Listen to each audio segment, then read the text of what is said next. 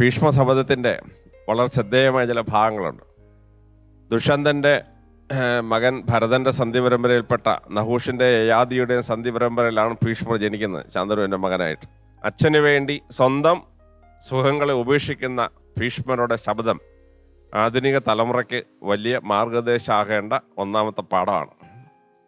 രണ്ടാമത്തെ പാഠം, ഭീഷ്മരുടെ ഈ ശബ്ദം ജീവിതകാലം മുഴുവൻ അദ്ദേഹം കൊണ്ടുപോയി.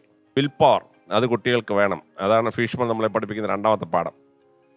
മൂന്നാമത്തെ പാഠം എന്താണെന്ന് ചോദിച്ചാൽ, ഭീഷ്മരുടെ ഈ ശബ്ദത്തിൻ്റെ പരിണിതഫലം അയാൾക്ക് കിട്ടിയ സ്വച്ഛന്ത മൃത്യുവാണ്.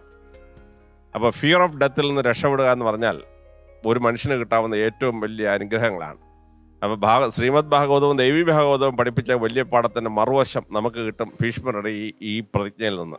നാലാമത്തെ പ്രസിദ്ധമായ പാഠം എന്താണെന്ന് ചോദിച്ചാൽ, ഈ ശബ്ദമെടുത്ത ഈ മനുഷ്യന് അതിൽ നിന്നുണ്ടാക്കിയ കുഴപ്പം അദ്ദേഹത്തിന് തന്നെ മരണത്തിന് വഴിവെച്ചു എന്നുള്ളതാണ്. ഇങ്ങാരുടെ ശബ്ദത്തിൽ നിന്നാണ് അങ്ങാരുടെ മരണ കാരണമായ ശിഖണ്ഡിയുടെ ജനനം. അപ്പോൾ നമ്മളൊരു ശബ്ദം എടുക്കുമ്പോൾ അതിൻ്റെ വരും വഴി നോക്കിയിട്ട് വേണം ശബ്ദം എടുക്കാൻ. അഞ്ചാമത് ഒരു കാര്യം കൂടെ പറഞ്ഞ് ഞാൻ അവസാനിപ്പിക്കാം. അതെന്താണെന്ന് ചോദിച്ചാൽ, ഇദ്ദേഹം സ്വച്ഛം നിവൃത്തി ആയതുകൊണ്ട് ഇദ്ദേഹം ഉത്തരായന കാലത്തെ മരിക്കുമെന്ന് തീരുമാനിച്ചു. അതുകൊണ്ടാണ് ദുര്യോധനൻ ദക്ഷിണായന കാലത്ത് യുദ്ധം നടത്തിയത്. കാരണം സേനാനായകൻ കൊല്ലപ്പെട്ടില്ലെങ്കിൽ യുദ്ധം തോക്കുകയില്ല.